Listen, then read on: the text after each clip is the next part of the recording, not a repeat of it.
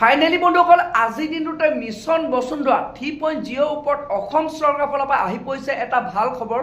তো বন্ধুসকল আপুনি যদি মিছন বসুন্ধৰা 3.0 আবেদন কৰিছিলে তো বন্ধুসকল আপোনালোকে এতিয়া অতি সোনকালে আপোনালোকে সেই মাটিডোখৰ আপোনালোকৰ পট্টা লাভ কৰিব।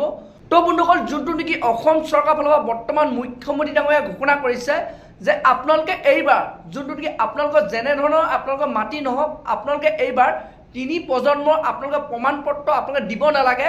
তো বন্ধুসকল তাৰ ওপৰত অসম চৰকাৰৰ ফালৰ পৰা আহি পৰিছে এটা ভাল খবৰ। আৰু লগতে আপোনালোকে এইবাৰ কোনসকল লোকে প্ৰথম আপোনালোকে এইবাৰ মাটি পট্টা আপোনালোকে লাভ কৰিব তো তাৰ ওপৰত অসম চৰকাৰৰ ফালৰ পৰা এটা ভাল খবৰ আহিছে।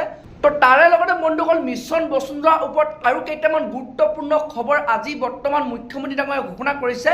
তো বন্ধুসকল যোনটো নেকি নতুনকৈ মিছন বসুন্ধৰাৰ ওপৰত মুখ্যমন্ত্ৰী ডাঙৰীয়াই ঘোষণা কৰিলে তো সেই ভিডিঅ' ক্লিপটো আপোনালোকক মই এই ভিডিঅ'টোতে দেখুৱাম। আপোনালোকে সেইটো কাৰণে ভিডিঅ'টো একেবাৰে স্কিপ নকৰাকৈ আপোনালোকে চাই থাকিব।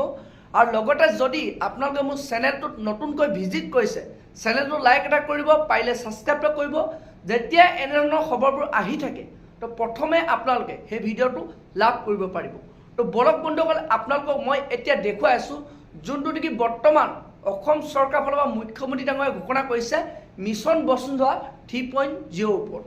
আজি আমাৰ কেবিনেটত মিছন বসুন্ধৰা আবেদনৰ তাৰিখ ৰাইজৰ বিশেষ অনুৰোধত এইবাৰ মই ডিব্ৰুগড়ত যাওঁতে বহুত ৰাইজে মোক অনুৰোধ কৰিছিলে আমি শেষবাৰৰ বাবে 15 ফেব্ৰুৱাৰীলৈকে বৃদ্ধি কৰিছোঁ।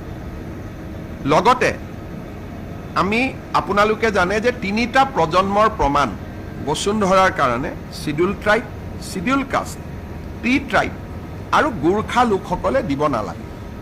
কিন্তু মৰাণ আৰু মটক সমাজৰ পৰাও মোৰ ওচৰত প্ৰতিনিধিত্ব আহিছিলে যে আমাকো 3টা প্ৰজন্মৰ প্ৰমাণ পত্ৰ দিয়াৰ আওতাৰ বাহিৰত ৰাখিব লাগে।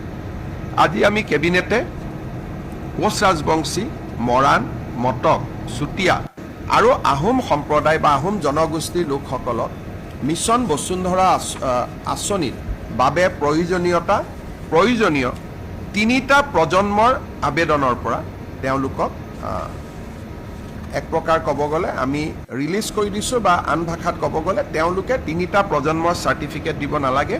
ST, SC আৰু গোৰ্খা তথা টি গাৰ্ডেনৰ লোকে যেনেকুৱা সুবিধা পাইছিল তেনেকুৱাই সুবিধা তেখেতসকলেও ল'ব পাৰিব।